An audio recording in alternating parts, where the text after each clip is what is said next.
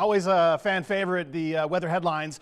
We're going to keep wind in the forecast. Today notwithstanding, because we still are under a wind advisory through 9 p.m. tonight, but we're going to keep wind in the forecast for the short term. That at least puts us through the end of the work week. We have this cold front passage later tonight, but it's going to delay. You know that. It'll slow down and get hung up on the I-70 corridor, so it should pass through tomorrow morning after sunrise, which happens right around 6:30 in the morning, kind of depends on where you wake up. And then, of course, with the cold front passing through, headline number 3, folks, we're left with the coldest valley temperatures.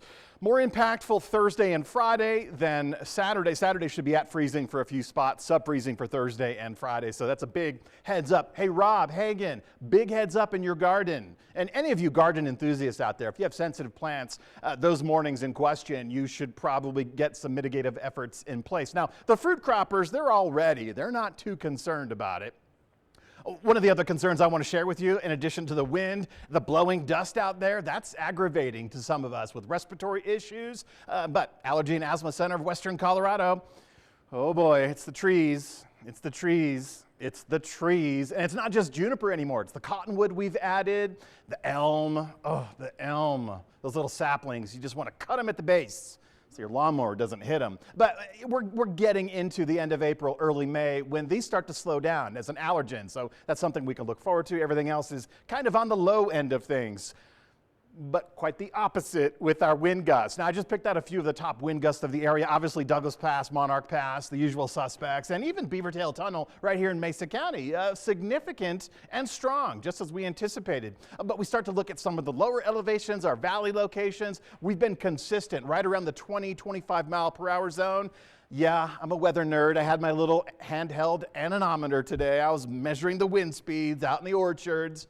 Yeah, fairly consistent, 20 to 25 miles per hour. That's where we remain right now. And we're going to continue with this speed through the evening hours and even past 9 o'clock when the wind advisory expires. But some of the top gusts of the day, near 50 miles per hour for Grand Junction and Delta, a little over 50 miles per hour for Montrose. This is exactly what we expected, 45 plus and then 50 plus for Montrose. So we're going to keep the wind this evening, folks. And the thing about the wind, one of the hazards is with strong wind days like today, and of course here's the wind advisory, the western slope all the way to the north into the Four Corners region.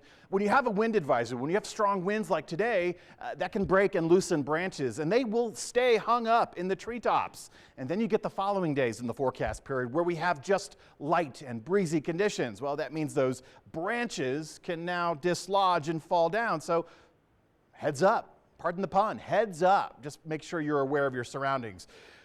Speaking of heads up, those colder temperatures, we have a freeze watch. You know, our latest freeze frost dates are generally April 22nd-ish for the Grand Valley. So yeah, freeze and frost watch right into the Grand Valley, right into the Uncompahgre Valley. That'll be late Wednesday night, early Thursday morning. We'll still feel the chill Friday morning. We won't tomorrow, however. Current temperatures right now, upper 60s, low 70s. High temperatures for the day, pretty safe to say it's 18Z. Well, it's after 6 p.m.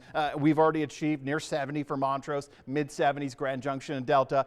I'm going to step out of the picture. I want you to see these numbers, what we got today. If you were outside, you felt it, great. But look what happens tomorrow. From the mid 70s to the mid 50s.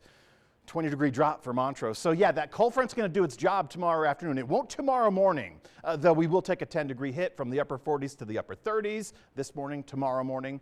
But it's, again, the end of the work week, those mornings, that's where we're going to feel that chill. Always the second morning post cold front.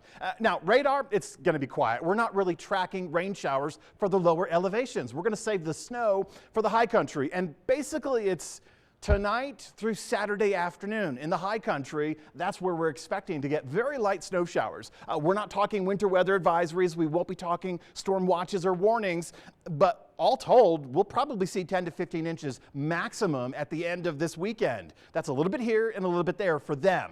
So just be mindful if you head up and recreate. High April sunshine, that'll do a number on some of those steep terrains with the snow. Mid-50s for the rest of the week, folks. We do catch up this weekend. We do recover slowly this weekend. We keep wind in the forecast, as I said, through the rest of the work week. So the weekend is something we can look forward to with better temperatures, better conditions. But lo and behold, whenever we get the warm up, we also see another storm on the horizon. So the beginning of next week, that represents a much better opportunity to get rain in the bucket. We don't need it. We have a surplus in that department, but that's the next opportunity to get showers and thunderstorms in the lower elevations.